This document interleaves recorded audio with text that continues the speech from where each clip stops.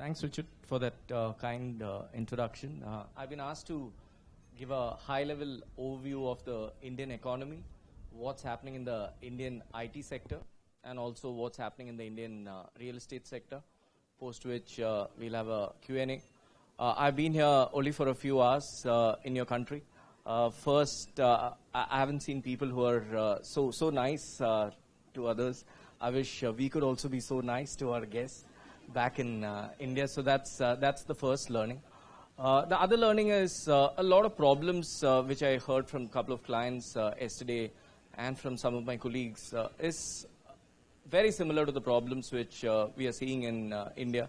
A lot of rapid growth leading to infrastructure bottlenecks, challenges of talent attrition, challenges of cost, inability to get good quality land for development. So we'll discuss some of those. You will see that we are passing through that phase. We have passed through some of those phases. Today I'm a lot more a believer that India and Philippines can learn from each other because of the similarities. Bad news is India also has lots of problems, but the good news is for every problem which India has, there are solutions. We look at some of these solutions today. So at a high level, the Indian economy is expected to grow at around 7.2% this year, which would make India probably the fastest growing economy in the world amongst the big economies. China is expected to slow down to 5 to 6% this year. We are a $2 trillion economy, and in terms of nominal terms and in terms of purchasing power parity, around $8 trillion, which makes us the third largest economy in the world after US and China. Some good news in the country. 2014, mid-2014 is when the new government took over. Since then, many positives have happened. Inflation is down to 5%, used to be around 10%. Current account deficit, which used to be close to 5%, is down to around a single percent. If you look at overall foreign institutional investment inflows into the country, last year we saw close to $64 billion, which is again at an all-time high. And the industrial production also grew by close to 4%. This is how the Indian GDP has behaved. So not a very straight line. We have had some tough years. If you look at 2009, it came down to 4.5%. We know what were the reasons back then. But in 2010, India made a big rebound, and it went back to 10.5%, 11%. Today, like I mentioned, it's stabilized at around 7.5% kind of a mark. What's expected to happen in the Indian real estate in the Indian economy? Over the next 5 years, the government projects that the IT sector would grow 20% year on year. The government believes that the organized retail currently, which is just 8% of the overall retail market, would become close to 20%. India would have 215 million more people coming to the cities in the next 10 years.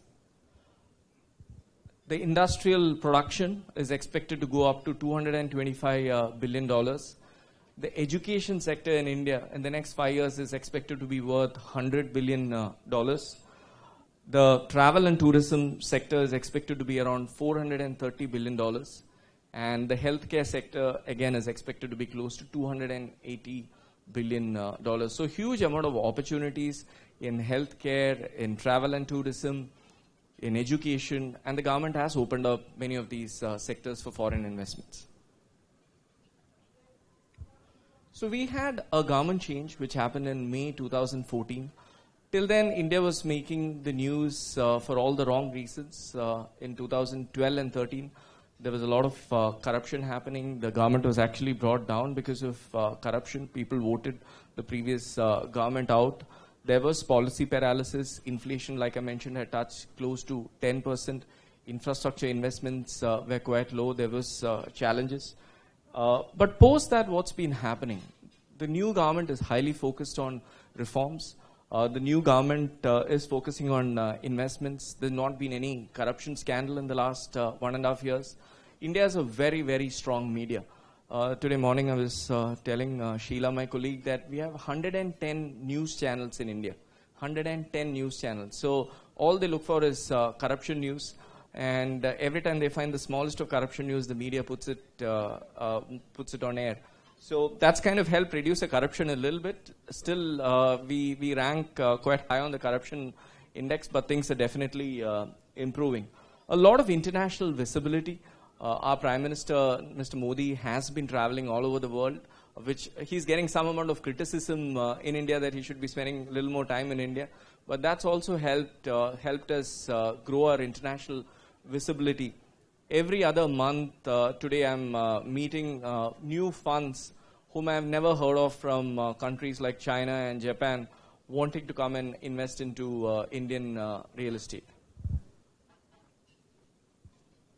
What are some of the potential derailers or some of the challenges? There are still tax issues which need to be sorted out.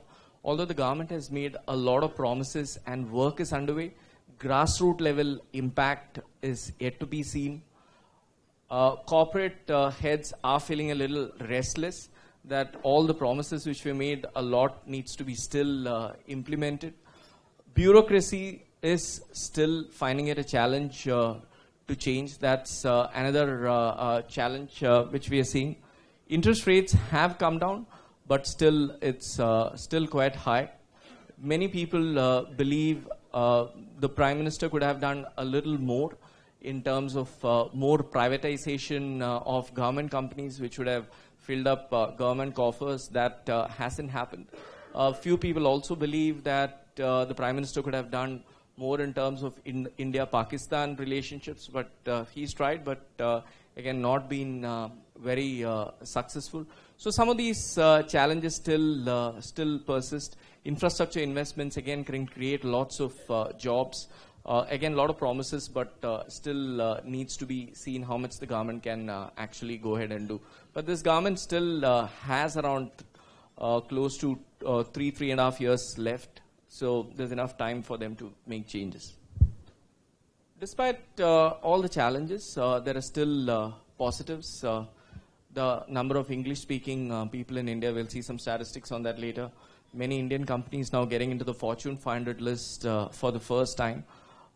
Everyone knows here, which is similar to Philippines, low cost of talent. The economy is very fast moving from a manufacturing to a services sector. We have some slides on that. Infrastructure improvements is happening. Today the government is talking about creating 20 kilometers a day kind of targets they have in terms of national highways. A lot of untapped potential in non-metro cities. India is seen as a technology powerhouse across the world today. Huge demands for domestic demand is something which India is very different from China. So a lot of economy is driven by the domestic demand and productive young population. Again, we would see some of those today. So reforms, the gridlock which was there till 14, from 12 to 14, today we are beginning to see the gridlock beginning to move. Still early days, still lots more to go. Let's look at what's happening in the real estate market in India.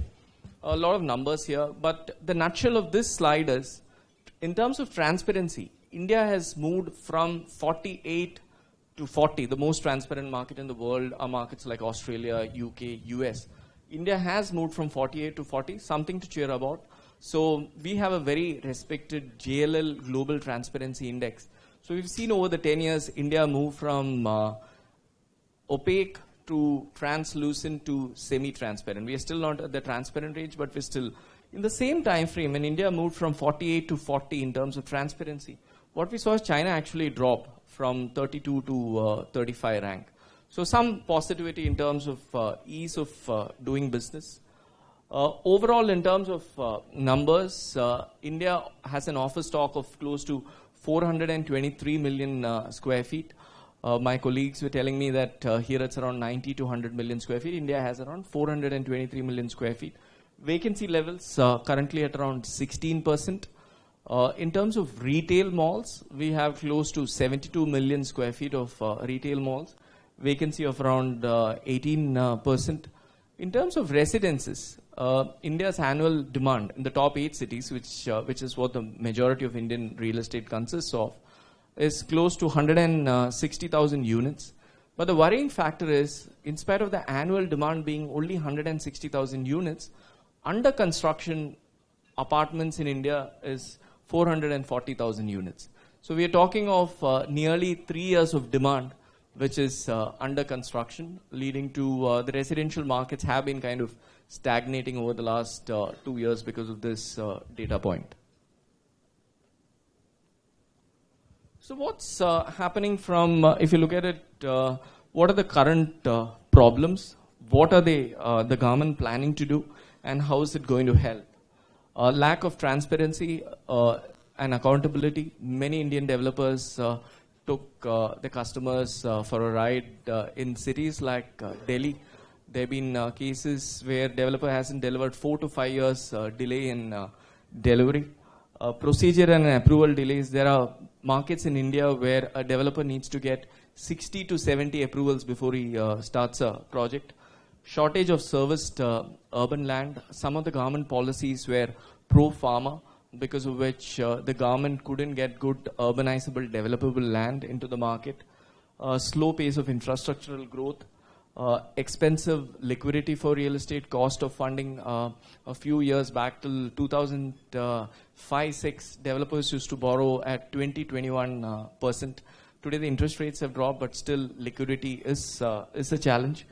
Rigid investment options. So the government is on the real estate front planning 3 big acts, and all these are in the final stages of passing, clearing various houses of parliament, cabinet approvals. The first one is the real estate regulatory bill, where this is going to empower buyers. Developers cannot be over-promising and not delivering. Developers will, there are clauses which can even lead to imprisonment of real estate developers. It's a very strict rule. We believe and JLL that this will help in improving transparency, make the market a lot more organized and professional. Will also lead the market to become consolidated. Not everyone can become a developer. So the big, good developers will survive thanks to this rule. Land acquisition, again, India came out with a new plan that we will create 100 smart cities. Now to create these smart cities, one needs land, which needs to, basically where land acquisition needs to be made simpler. This rule is, this act is basically meant for that. Real estate investment trusts were first announced by this government 2 years back. There are still a couple of procedural tax-related issues which is pending, which will help clear this. We believe just this real estate investment trust rules, once simplified, India could get anywhere between $15 to $20 billion just on account of this real estate investment trust, and that's being conservative. A couple of things to be noted here is, in 11, 12, 13, when the country was not doing all that well, 12 and 13 especially, the amount of foreign direct investment coming into Indian real estate was just around $1 billion.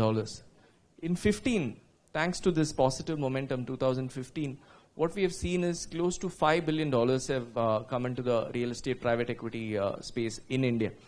Another interesting statistic to be kept in mind, the large American private equity fund, Blackstone, around 3.5 years back, didn't own a single square foot in India.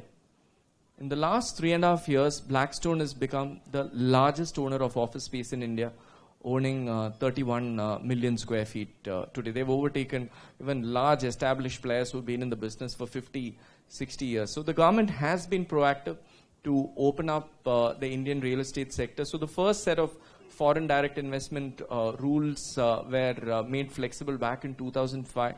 As of 2 months back, the government has actually taken the size limit and the amount limit out of foreign direct investment rules, which basically means a foreign investor can even come and construct a 2,000 square feet home in India, and that foreign capital will be allowed.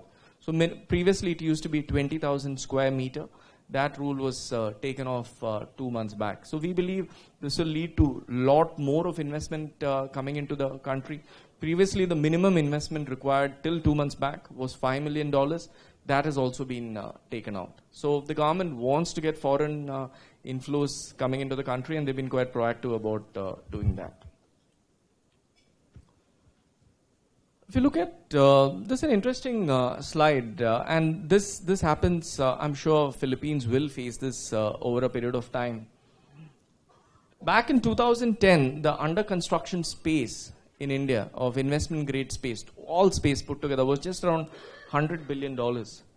As of December 2015, we're talking of close to $315 billion of space under construction.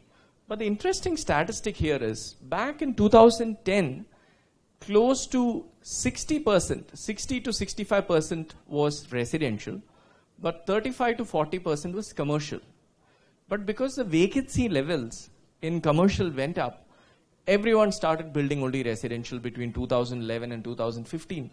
And today, if you look at these numbers, 85% of all under construction has become residential, while all other asset classes, whether it's office, IT park, retail, hotels, all that put together is just around 15%.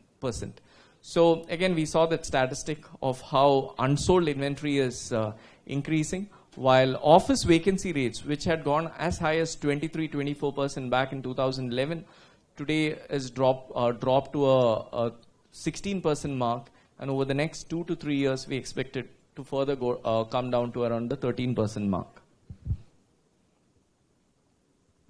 So this is the office space market, how you see the demand. If you look at the demand-supply gap, look at the red bar, used to be the supply, and the gray bar being the demand.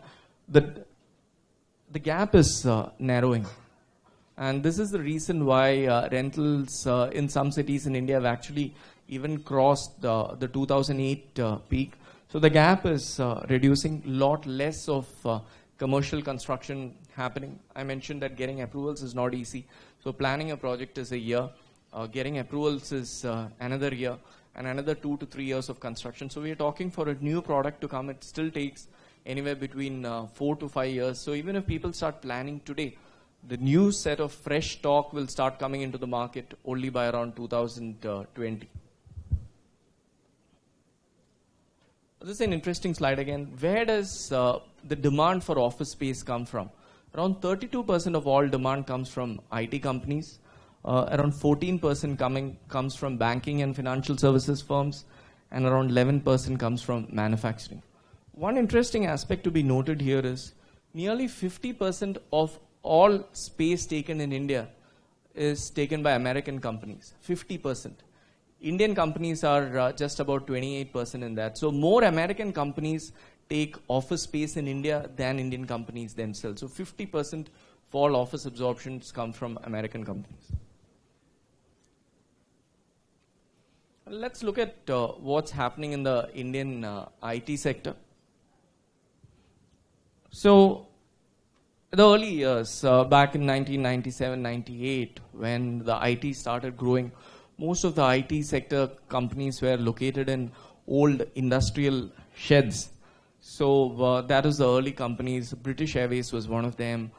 GE was one of them in Delhi. British Airways was the first to probably set up in Bombay. So these are the first few.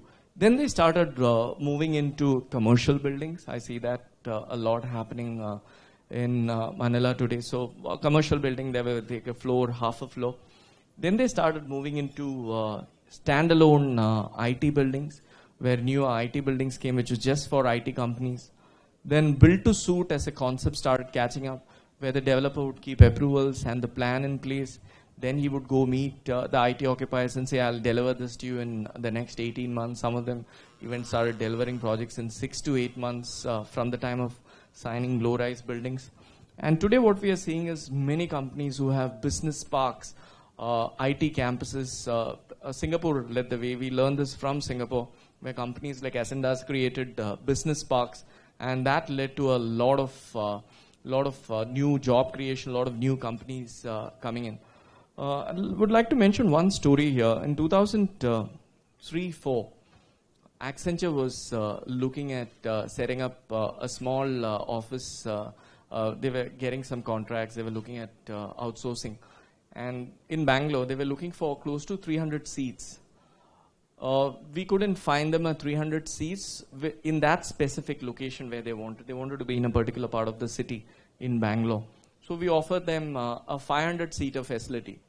And Accenture said, this is too big. I don't think we will grow to 300 to 500 seats in 5 years. It looks too big for us. And this was around 12 years back, where they said they don't want a 500-seater, they want a 300-seater. The same Accenture today, the 300-seater, has become 150,000 seats. And they occupy 15 million square feet. Accenture today has more people in India than in the US, where they're headquartered. Similar stories, millions of similar stories, whether it's hundreds of similar stories, companies like GE, companies like various banks, JP Morgan, Citibank, all the top banks one can think of, all started with 200, 300 seats, today having 5, 10, 15,000 people in each of these cities. So in 2001, there were just around 19 IT transactions which happened. In 2015, there were 420 office IT transactions which happened across the country. This is a history of how the Indian IT industry has evolved. TCS, which is the largest IT company in the country, which employs more than 300,000 people just in India, was set up in 1968. Infosys, which is a very, very, again, well-respected Indian IT company, was set up in 1981. Citibank were the first people who set up a software unit in 1984 in India. NASSCOM, which is the main industry body, was again set up in 1988. A lot of Indian companies made money out of the Y2K bug back in the late 90s. Not very high-end work, but just fixing the Y2K, the MMDD calendar date in the US. Many Indian companies made a lot of money. Infosys became one of the first companies to go to the NASDAQ from India and debuted very well. It became the bellwether stock for all Indian stock markets. The big dot-com bust happened in 2000. India was also impacted. Cognizant, another Indian company, in 2003 was listed as amongst the 100 fastest growing companies in US. 2004, TCS got again listed. Today, TCS is the company with the largest market cap in India.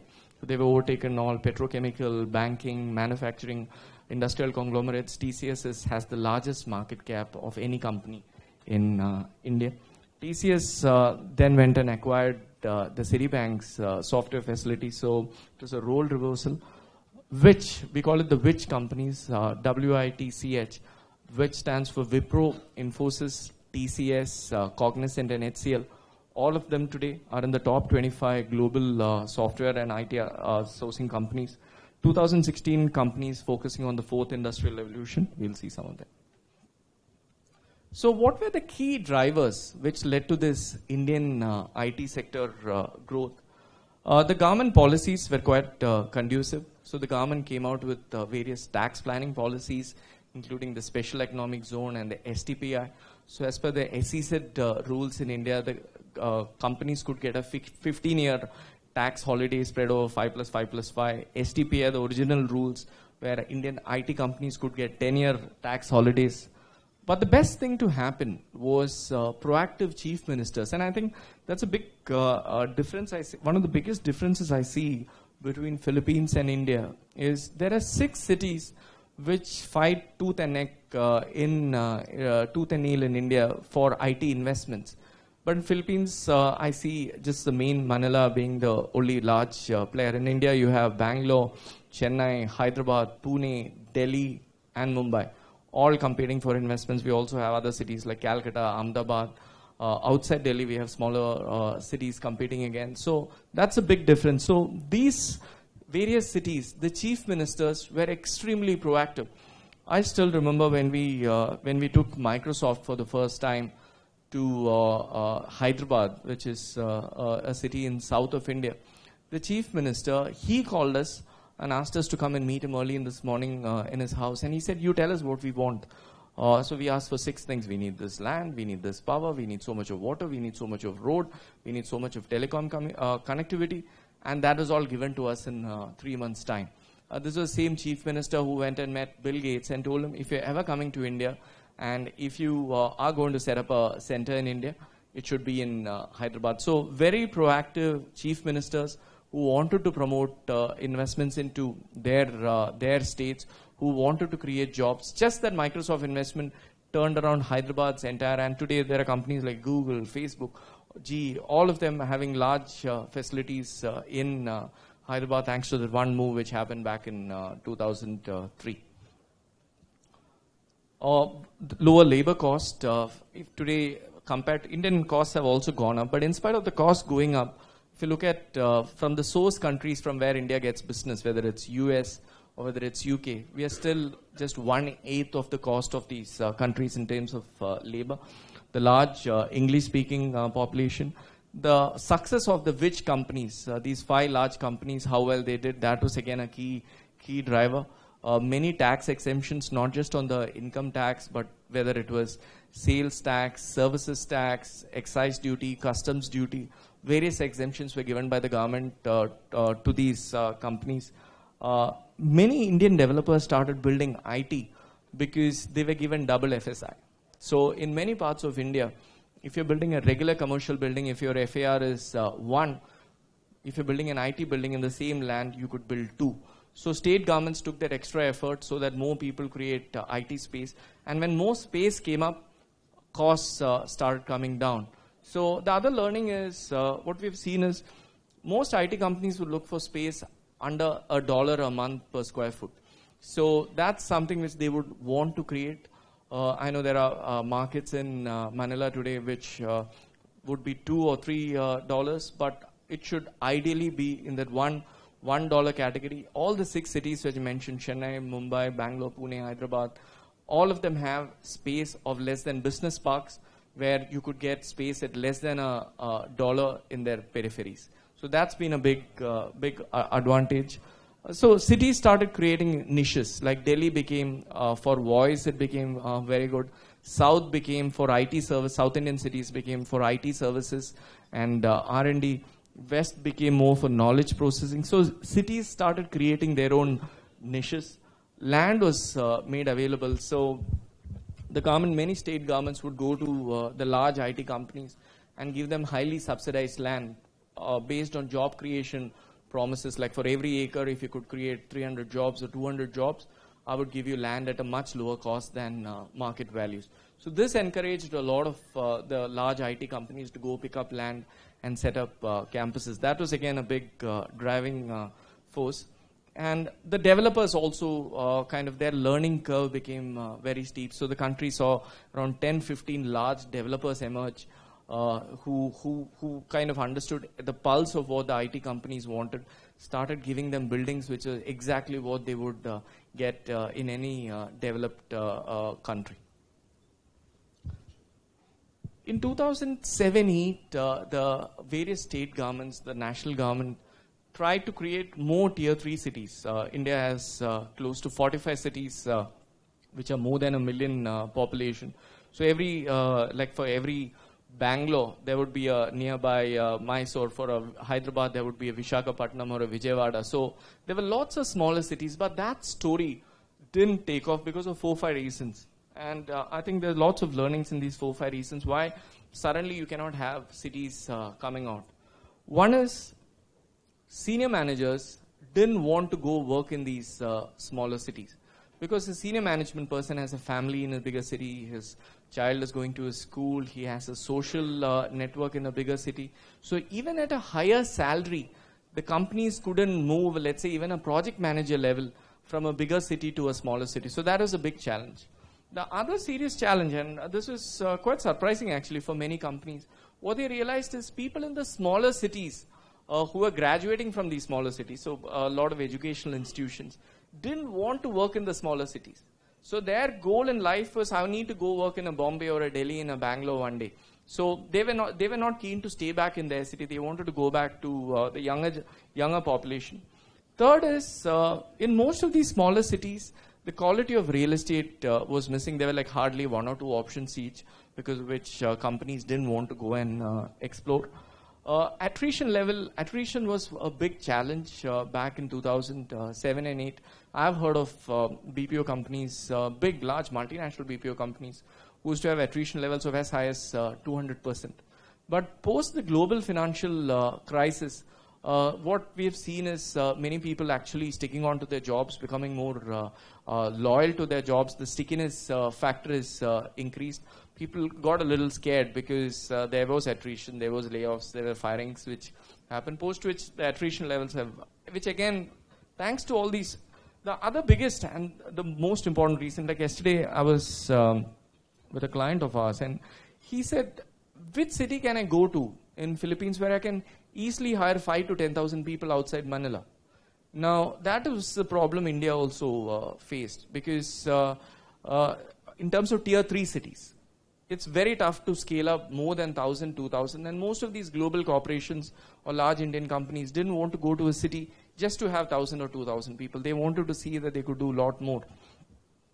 So if you look at a city like Chennai, for example, in South India, TCS has close to 70,000 employees there. 70,000 employees just in one city. So that amount of critical mass to grow, Cognizant in that same city having 60,000 people. In Bangalore, there are many companies who have more than 50,000 people, Accenture, IBM. So that critical mass is very important from a city point of view. So if you look at overall occupier profiling, IT out of, in 2015, there was close to 35 million square feet of office space absorbed in India. It's around 6 million square feet in Philippines and Manila. Same number from 35 million square feet in India. 13.4 was occupied by IT companies. So that's like 32% was IT companies. So some high-level facts on the Indian IT sector. It contributes 9.5% for the Indian GDP. Employs, like Richard said, 3.5 million people. Close to 1.2 million of them are women, so big diversity promoter. Exports, in terms of services exports, the IT and the ITES sector contribute to 38%. The market share, India's market share in global sourcing of IT is a staggering 55% of the global market. Fourth largest startup hub in the world after cities like San Francisco, India. Last year alone we had close to 800 startups, 3,100 plus startups. Today many of these startups are getting magnet from $6 billion of private equity investments have come in. So if you look at the Indian IT and BPO sector overall, it's a $150 billion industry. 100 billion is exports and 50 billion is domestic in that. If in this pie, the biggest share comes from IT services, which is 46%. BPO is around 18%. Engineering, R&D and product development is 12%. E-commerce is 10% and hardware is 10%. So IT services is the largest share with 46%. So $150 billion. The other important fact is since 2010, it's actually doubled. So 2x growth. Revenue addition from 2010 is around $70 billion. So this 150 was just around $80 billion back in 2010. Global outsourcing share is 55%, I mentioned, 9.5%. So the e-commerce sector is the fastest growing sector in India today at a 33% growth rate. This is exports. Like I mentioned, it's a $100 billion sector, IT exports, of which 55 billion comes from IT services. Engineering R&D is around 20 billion and BPOs is around 23 billion. So even today, 62% of all exports from India, from the IT services, is to US and around 17% to UK. The largest industries which contribute to the IT sector, the banking financial services, around 42%, telecom 18%, manufacturing 16%, and retail 10%. So again, this has been like this for many years. Banking, financial services, and US, they're two biggest contributors to Indian IT sector. So if you look at the BPO sector, this slide is about the BPO sector. A total of $27 billion industry, 23 being exports, and 4 billion is domestic. There are 3,500 companies in the BPO space in India. India has a global outsourcing share in the BPO of around 38%. Year-on-year growth has been around 11%. Today, India caters to 78 countries in terms of BPO and language skills of 38 different languages. The IT services sector, overall a $68 billion industry, close to 7,000 companies. India's share, their global share is 67% is the global share. Many of them coming from the which companies I spoke about. 44% share of export employees, and 32 billion has been added in just the last 5 years. This sector again growing at around 13% year on year. Software products still lots to be improved. It's just a $6 billion industry. We don't have any large software product companies. A lot of startups, although there are 4,000 companies in this space, 3,100 of them are startups. And these startups have created close to 75,000 new jobs. E-commerce, fastest growing sector, looking at already a $14 billion as of 2015. Most of it being in e-tailing and financial services. India has created a company called Flipkart, which is today competing with names like Amazon. And the market cap is increasing day by day. So a lot of e-tailing players doing very well in India. Domestic IT and BPO is around a $50 billion market. E-commerce being the most significant for 14 of the $50 billion comes from e-commerce. Hardware IT services again contributing. E-commerce, India's new poster child, is driving that growth close to 25% of that, followed by manufacturing and energy companies. Global sourcing, India remains the leading destination. Back in 2009, India's share was just around 45%. That 45% has today become 55%. In terms of delivery centers, India created 41 new delivery centers in 2014. While Philippines created 14 new development centers. So a lot more development centers coming up in a lot more cities. So what makes India unmatched business partner for these large global corporations? 150 million middle income households in India. 75% of the population today in the country is less than 35 years old. I spoke about how the costs in India are 1/8 to 1/10 of the costs in the source countries. One very significant fact that today the supplier base, like we are a supplier base to, we are suppliers to the IT sector. Today there are 16,000 well-organized supplier base which have been created already in India. It was not the case when JLL started our operations in 1998 in India. The biggest challenge was to find suppliers who could give consistent service across India, but that's changed now over the years. As we have grown, many of the supplier base also has grown. 150,000 digitally skilled people today in the country, people working on various apps, creating products, creating their own apps globally. 5.8 million people with the talent composition of the IT sector. And also from there are lot more new patents coming out of India these days. Startup landscape, close to 800 startups came in the IT sector just last year. Many of them catering to the business to consumer space, B2C. Other good thing to be noted here is close to 73% of these startups were created by people less than 36. Today, the next big thing Indian IT companies recognize is the fusion of humans and machines.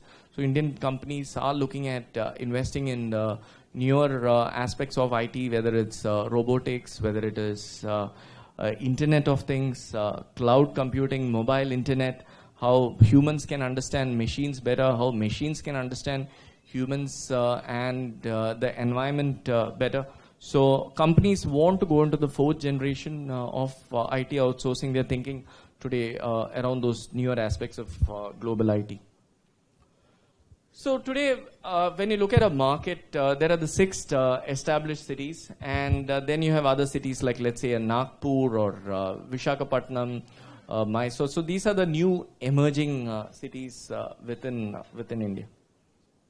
These are the top 20 IT companies in the country. So we spoke about Tata, Infosys, Wipro, HCL. So where does India score? This is a comparison between India and Philippines. So India scores higher. We are a much bigger economy.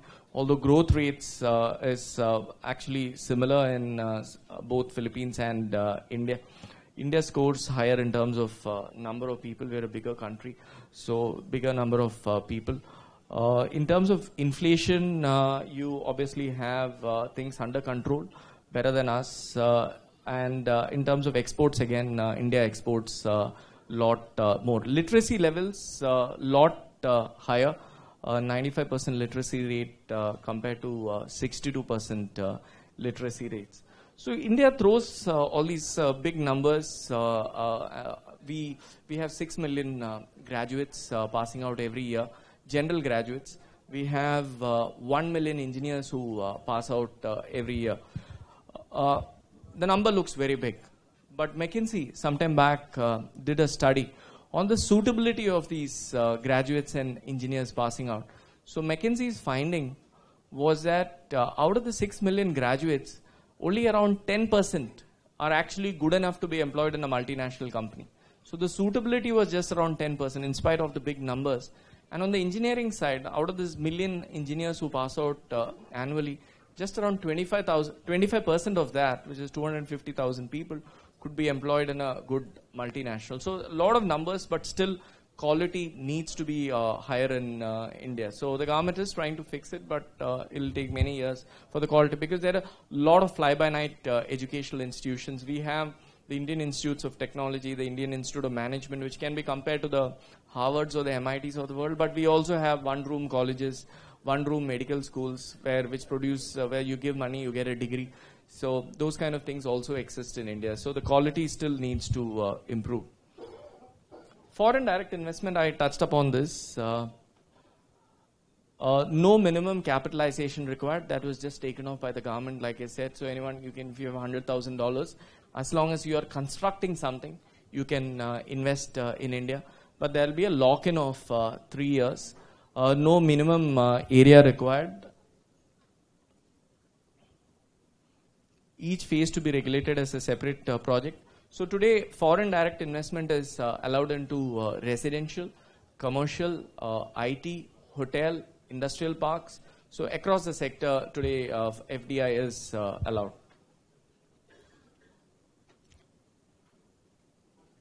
So look at some of the companies who have invested. Qatar Investment Authority just did a very large deal yesterday in Mumbai, where they have invested. Blackstone, I mentioned, in the last 3 years have become the largest owner of office space in India, 31 million square feet.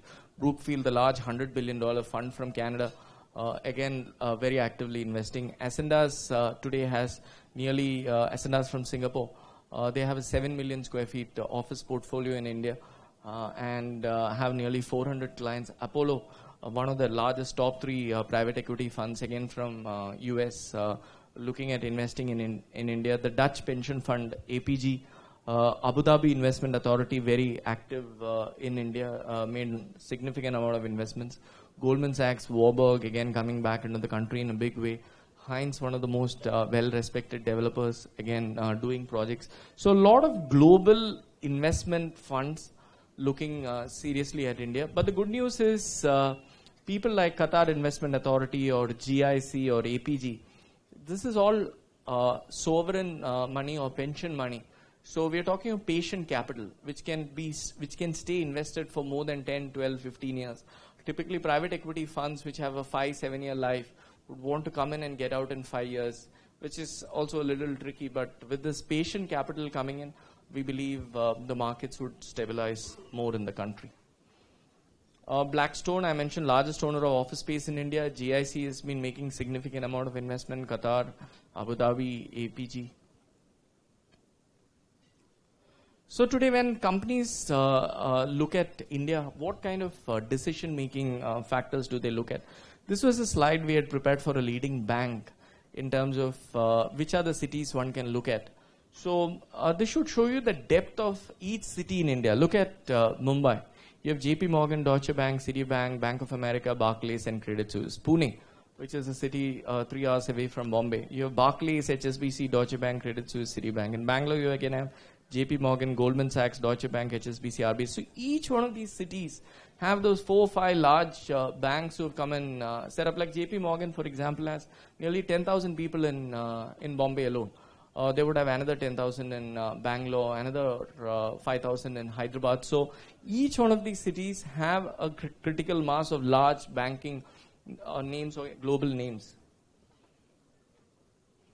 In the established markets, and this is again a big significant, companies can scale up to 20,000 people per company in one city.